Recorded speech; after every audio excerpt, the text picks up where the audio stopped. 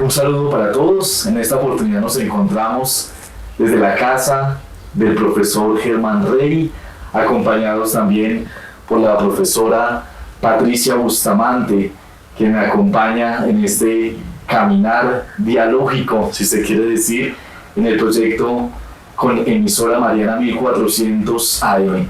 Y en toda esta dimensión dialógica, en toda esta dimensión de la comunicación agustiniana, de un medio radial como fuente de comunicación, pues qué mejor que tener hoy a un abanderado en estos temas, que es el profesor Germán Rey, que tuve la oportunidad de que fuera profesor mío en la Facultad de Comunicación Social, en la Maestría de Comunicación, Tecnología y Sociedad de la Pontificia Universidad Javeriana.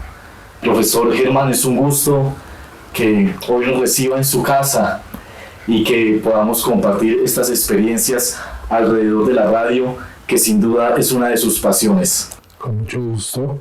Una casa, más que un ambiente físico, es un lugar de encuentros, de tal manera que al haber venido todos ustedes a la casa, la hacen casa. Eso es magnífico para mí y para la casa. Profesora Patricia, sé que también hay unos sentimientos encontrados en su corazón, en su vida por esta visita. Sí, todos. Antes, gracias que tuve la oportunidad de participar en este encuentro, porque el profesor Germán Rey ha acompañado mi camino laboral y académico desde hace ya muchos años, desde el 95, cuando trabajamos en el Consejo Episcopal Latinoamericano, luego para el Pontificio Consejo de las Comunicaciones y posteriormente en mi tesis doctoral. Así que hay como un regocijo muy profundo, es una alegría interior de este reencuentro con Germán Rey, además porque sé todo lo que nos sigue donando, lo que sigue brotando de una fuente profundamente interna que tiene. Pues entonces es un día de reencuentro, de diálogo. Tengo muy presente al profesor Germán cuando nos hablaba de todos los escritos que él hace, de las culturas mediáticas, posmediáticas, y tenemos nosotros el desarrollo de este trabajo en emisora Mariana, y resulta que no es tan digital, resulta que es un medio tradicional que se quedó en el dial. ¿Cómo considera usted que esta emisora Mariana sigue siendo un buen elemento para la sociedad en la medida que se mantiene en su dial, aun cuando ha emigrado a plataformas como el Facebook, el Instagram, el Twitter, el Spotify? ¿Qué nos puede decir del dial? Lo primero que me interesa mucho es esa idea que has planteado sobre un medio que no es tan digital. Eso parecería ser un hándicap en medio de un mundo que cada vez se interna con más preocupaciones en el mundo digital. Cuando surge el chatbot reciente, hace unos meses, en el mundo, yo hice un diálogo con el bot. Fue uno de los primeros diálogos que aparecieron. Apareció publicado en la revista 070 de la Universidad de los Andes. Y fue un diálogo muy, muy interesante para mí, porque era muy diferente de entrar, por ejemplo, en las redes sociales o en Google o en Facebook, porque ahí vi que primero había una serie de precisiones que los mismos creadores del bot señalan y siguen señalando. Es que el bot no es una máquina, por lo tanto ya se excluye de un cierto mundo de tecnicidades que han poblado nuestros universos simbólicos desde hace muchos años, o desde hace una buena cantidad de años. No es una máquina, no es un robot tampoco. Entonces, no es un robot que tiene unas ciertas autonomías para hacer cierto tipo de acciones, para tener cierto tipo de funciones para lo que han sido creados. No es un robot. ¿Qué es entonces? Es un modelo de lenguaje. Es un modelo de lenguaje. Se define como un modelo de lenguaje. Quizás si revisáramos esa conversación que tuve con el chatbot, donde yo mismo le expuse el hecho de que había finalizado de trabajar en los medios nativos digitales y dialogué. Por ejemplo, recuerdo que una de las preguntas que le hice más tempranas fue si había una ética de los medios nativos digitales, o cuáles eran los grandes problemas éticos para ese modelo de lenguaje de los medios nativos digitales. Y me contestó inmediatamente, es decir, 2 o 3 segundos duró y empezó a escribirme. Todo lo que me escribió me pareció interesante, pero ahí no estaba todo. Tampoco está todo, parece ser, tampoco en estos momentos de lo digital, aunque pretendas el futuro estar en todo. Sabemos que hay una cantidad de discusiones hoy en muy diversos lugares de la creación tecnológica, comunicativa, simbólica, artística, etcétera, de preocupación frente a esta inteligencia artificial, y que organizaciones como la UNESCO han publicado ya hace más de 12 meses algún documento de recomendaciones sobre la perspectiva ética de la inteligencia artificial. Por eso me entusiasma que hayas hablado de un medio que no es tan digital. Lo ubicas como en un mundo que aparentemente puede estar pasando y que habita en un territorio que ya es extraño a este nuevo mundo que está construyendo la inteligencia artificial. Pero eso es lo que lo hace bien interesante, y habría que explorar cuáles son los significados de aquello que no es tan digital. Y quizás ahora adelante en la reconstrucción dialogada de tu propia tesis podamos mirar cuáles son precisamente algunas de esas características que hacen tan importante el que haya estos seres que habitan diales, estos seres que habitan sonidos, estos seres que habitan paisajes sonoros, estos seres que habitan soledades y cegueras, según me han comentado, y quizás podamos analizarlo dentro de un rato. Claro que sí, profesor Germán.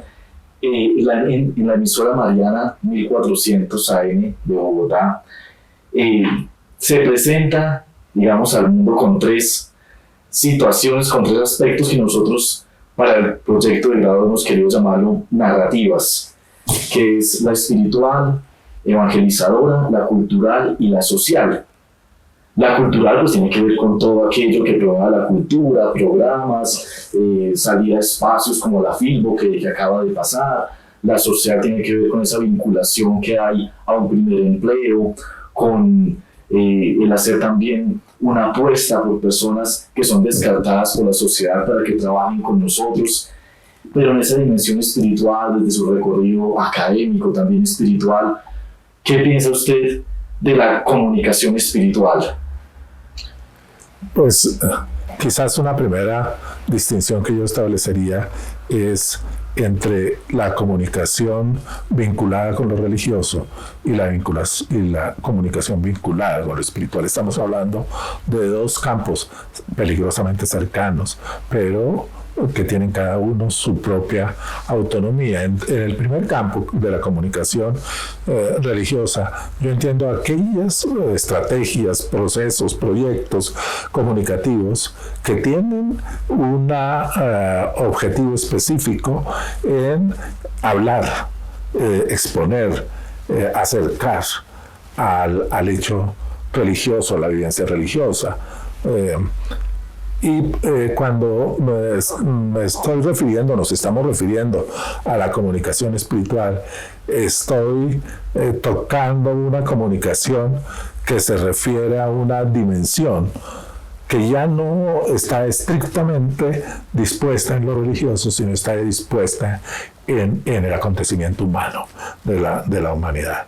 Es un mundo interior, es un proceso que se vive de preguntas, de inquietudes frente a diversas experiencias de la vida, pero no es estrictamente una comunicación que se asigne a un campo específico donde lo religioso esté teniendo una importancia radical, digamos, en su definición.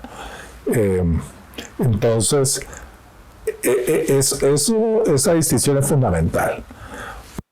Hay emisoras que tienen la perspectiva religiosa, y eso está bien, me parece, y eso está bien en la diversidad de las religiones, además, y eso está bien en el diálogo entre las religiones, y eso está bien en la diferenciación de los diversos hitos religiosos de las diversas religiones. Pero cuando estoy refiriéndome a lo espiritual, es como ese mundo de los sonidos, ese mundo de las narraciones, de los relatos que se cuentan, están provocando la puesta en marcha de mundos internos, particularmente, pero también de relaciones con el mundo externo, que son materia fundamental del desarrollo humano integral, digamos. Qué bien. Ahora sí, una pregunta para los dos. ¿Qué pertinencia, según lo que la profe me ha acompañado, según lo que ya hemos podido compartir, profesor Germán Rey, qué pertinencia tiene una tesis sobre la emisora mariana, un medio tradicional, que anclamos también a la comunicación agustiniana, que estamos explorando sonoridades, que estamos explorando el tema dialógico, que justamente estamos en uno de ellos, que estamos explorando historias de vida? ¿Cuál sería esa pertinencia con respecto a una facultad, a una maestría como la que tenemos hoy por hoy, que es Comunicación, Tecnología y Sociedad? Bueno, pues creo que el mismo eje tecnología, comunicación, sociedad, o comunicación, tecnología y sociedad hace que la radio entre justamente a dar esa dimensión humana de la que ya hablaba el profesor Rey. La radio hace presente al ser humano en su dimensión, por ejemplo, sonora, en sus oralidades, en sus posibilidades de expresión, incluso muy ancestrales, pues sí, porque la oralidad, y ya lo mencionaban autores como Walter Ong, entre otros, la oralidad nos remite al origen de la humanidad.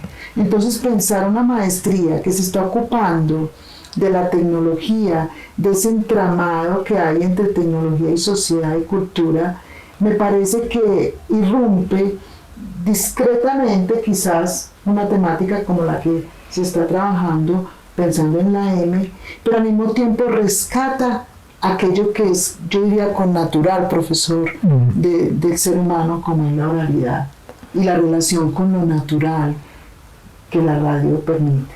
Me parece excelente, y sobre todo esa mención que hace Patricia a la discreción. Es una irrupción discreta, no es una irrupción a la braquenta. Hay mucha algarabía a veces también, por supuesto, en la radio, que cuando uno cambia de dial, quizás porque hay debates o griterías o expresiones que son digamos aceptables, no es que yo las rechace, es una forma de expresión, hay siempre la opción en el dial de discretamente pasar de un lado para otro y buscar y navegar en el dial para ver en qué punto me encuentro con qué. Eso es algo muy, muy importante. Pero, ¿qué conexión hay entre este tema y el sentido mismo de la maestría? Una maestría que se define alrededor de 3 ejes: el eje de la comunicación, el eje de la sociedad y el eje de las tecnologías. 3 ejes que están en relación, pero 3 ejes que están cambiando tremendamente.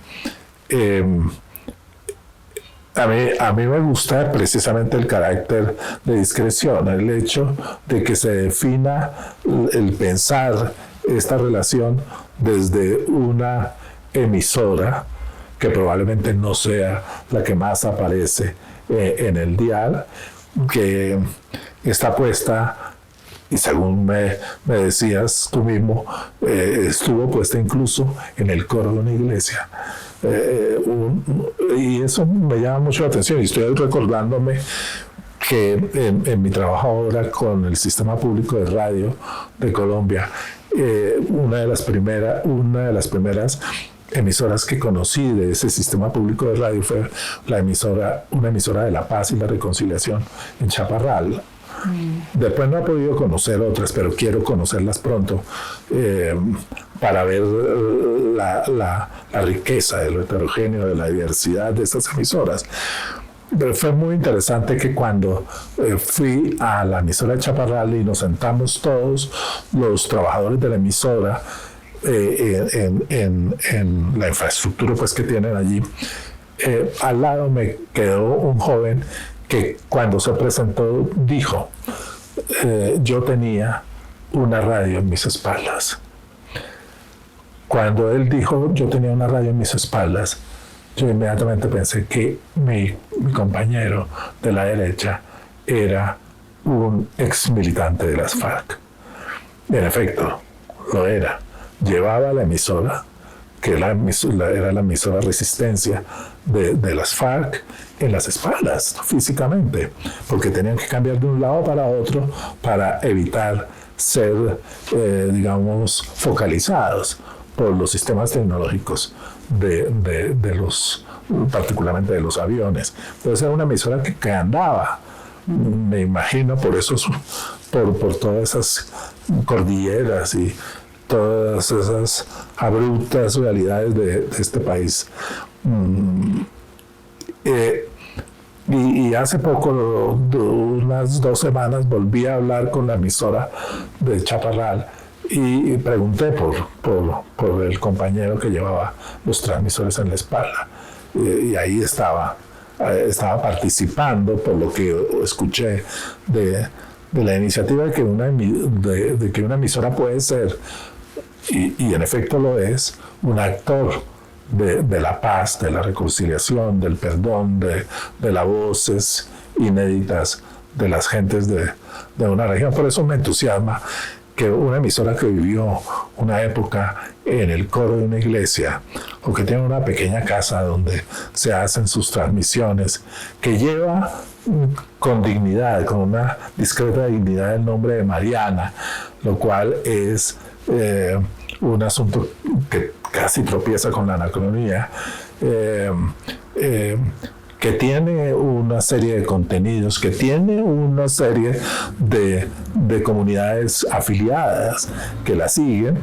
Me parece que es un magnífico lugar para pensar estas 3 relaciones entre la comunicación, que se transforma permanentemente, de las tecnologías que irrumpen con una fuerza que parecería que se llevan todo hacia el futuro, y una sociedad que se expresa, que se manifiesta en este tipo de hechos, de lugares como el de la emisora Mariana.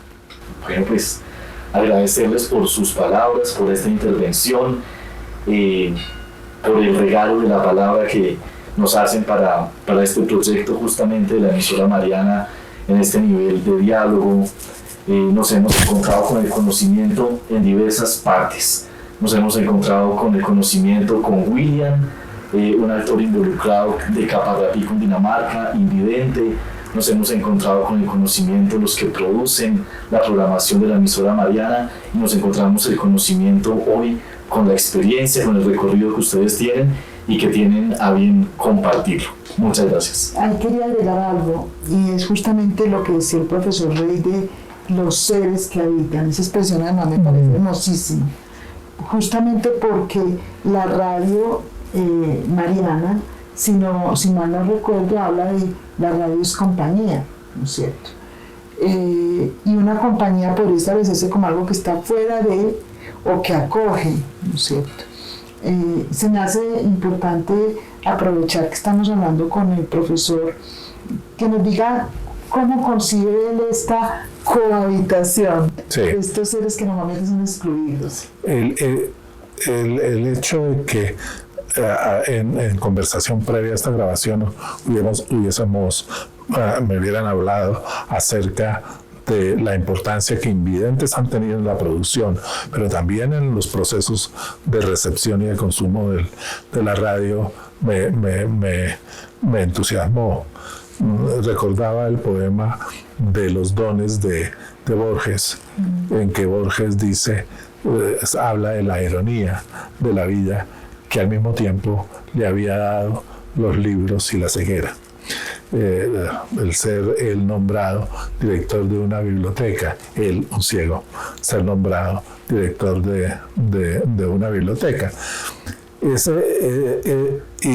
uno podría tomar por ahí, por las reflexiones de Borges o de Saramago, por ejemplo, en su tratado sobre la ceguera, en su libro sobre la ceguera, su novela sobre la ceguera, para preguntarse qué es un invidente frente a un medio que no está en todo el mundo de lo digital.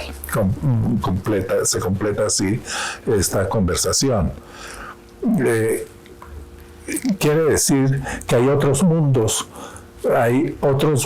para esos invidentes en la radio. Ciertamente sí.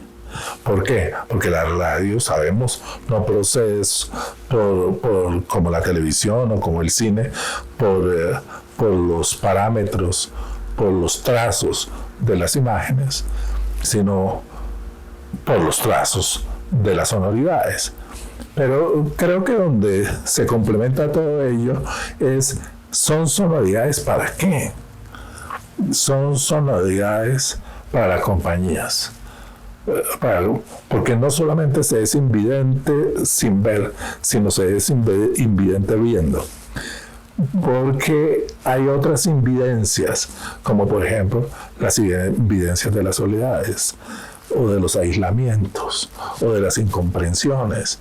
Y la radio muchas veces, y más que cualquier otro medio, les habla precisamente a estas otras formas de las invidencias. Esa es una reflexión muy interesante, yo creo, que nace del hecho de que haya productores invidentes en esta experiencia de la emisora, pero que también haya algunas comunidades de invidentes que han señalado a la emisora como una compañía imprescindible. Muchas gracias.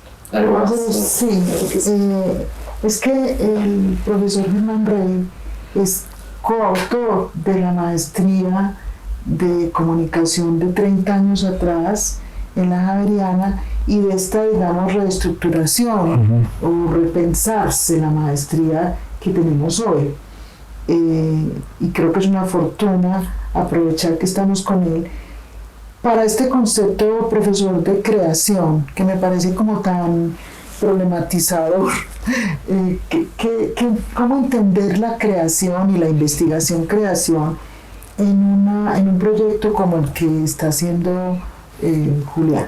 Es curioso, hay familiaridades entre la tesis de Julián y de pronto algunas cosas de las que he hecho o escrito.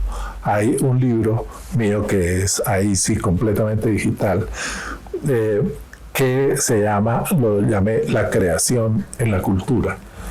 La creación en la cultura recoge una serie de textos míos que significaron un cambio en el trabajo de investigación que venía realizando desde los 80, cuando yo estaba muy dedicado a los temas de la televisión. 20 años, o quizás menos, pero 16 años, yo escribí la crítica de televisión del periódico El Tiempo. Y fue una extraordinaria ocasión para poder observar un país, explorar un país, preguntarme sobre un país y una sociedad y sus habitantes a partir de las transiciones y transformaciones de una televisión que yo veía episódicamente. Yo no lo veía en la perspectiva de que ha pasado el tiempo y desde ese paso del tiempo yo podría ver qué fue lo que sucedió. No, yo estaba metido directamente porque cada semana, cada domingo yo sacaba mi columna en que hablaba de algo de la televisión, pero lo que siempre me interesó era ver las transformaciones de un país a través de las transformaciones de las narrativas televisivas. Cuando de pronto yo fui convocado a trabajar en un proyecto sobre lo que hoy se denominan las industrias creativas. Eso fue comienzos del 2000, cuando hicimos el primer trabajo que se hizo en Colombia sobre el impacto de las industrias creativas, el video, el cine, la televisión, la música, las artesanías, el teatro, en el Producto Interno Bruto. Realmente nuestro estudio fue el primero que entró en el tema, un tema muy peligroso, pero el segundo que le dijo al país que eso que parecía el mundo de lo frívolo o el mundo de lo improductivo tenía un papel fundamental en la vida social, en la vida económica y en la vida cultural de un país. Y fue después de esos estudios que hicimos, que fueron varios, que yo me pregunté acerca de si yo estaba mirando ciertas cosas, pero estaba dejando de mirar otras. Y entonces hice un movimiento de la visión mía, de la visión interna, digamos, de mis estudios, para ya no mirar ni la televisión, ni mirar las industrias creativas, y empecé a construir un concepto que fue el concepto de hormiguero cultural. Tomando la definición que dio Michel de Certeau, cuando Michel de Certeau dijo: la cultura prolifera en los márgenes, la cultura es un hormiguero. Eso dijo Michel de Certeau. Y a mí me interesó mucho. Eso significaba no ver hacia un lugar, sino mirar hacia el suelo, mirar hacia las hormigas. Y Clifford, que es el famoso antropólogo norteamericano, había escrito en uno de sus grandes libros, el libro sobre conocimiento local, había escrito que tomado un aforismo africano, lo cual ya es muy significativo incluso para un antropólogo, o más para un antropólogo, que un aforismo africano que dice: la sabiduría está en el conjunto de las hormigas. Entonces voltea los ojos sobre las hormigas. Finalizo diciendo esto: yo no comprendí ese giro, sino posteriormente, y la clave me la dio una especie de sabio paraguayo, que mostró cómo cuando llegaron los jesuitas barrocos, con el barroco, que fue un momento espléndido del trasvase y del diálogo cultural entre Europa y América, y trajeron el barroco a Paraguay. Ellos traían una serie de conceptos sobre la figura humana, sobre la escultura, sobre lo espiritual, etcétera, muy arraigado en el barroco, y era que sus tallas de santos habitualmente tenían que ser hechas mirando hacia el cielo. Eran figuras que miraban hacia el cielo. Los indígenas entonces paraguayos se resistían a la propuesta jesuítica barroca, en el sentido de que la mirada no debería ser hacia arriba. Entonces los jesuitas poco a poco se dieron cuenta que ahí había una suerte de subversión, y no era simple, muy, muy profunda. Y en ese darse cuenta, pudieron observar que los indígenas paraguayos y los creadores paraguayos, los que iban a hacer las estatuas paraguayas, no querían mirar hacia arriba, sino que querían mirar en plano de igualdad al otro. Es decir, el santo no mira hacia arriba, mira al otro a los ojos. Hubo ahí un giro muy profundo que no involucraba solamente el mirar, involucraba toda la comprensión de la vida, de la vida espiritual, del concepto de lo celeste, del cielo, de lo místico también, que se resolvía en un mirar de frente. Y entonces dieron pie a que se abriera la oportunidad para que esa cultura empezara a expresarse de otro modo a cómo se estaban expresando los barrocos en Europa. Yo creo que esos giros son muy claves en esta época. Son muy claves no solamente en tiempos barrocos, son muy claves en tiempos digitales. Y es, ¿para dónde vamos a mirar? Yo creo que si miramos hacia el humilde coro donde una emisora se hace posible, podremos encontrar no claves del pasado, sino algunas claves fundamentales de lo que es la comunicación, las tecnologías y la sociedad hacia el futuro. Muchísimas gracias. ¿Algo más, profe? Pues con ese cierre. Pues agradecer nuevamente sus palabras, su presencia, la disponibilidad. Con mucho gusto. Para seguir produciendo conocimiento desde lo sencillo, para seguir produciendo conocimiento y nuevas formas de comprensión. Eso es importante para nuestro proyecto. Muy bien, con mucho gusto. Qué hermoso Salón Miguel, ¿y estás trabajando en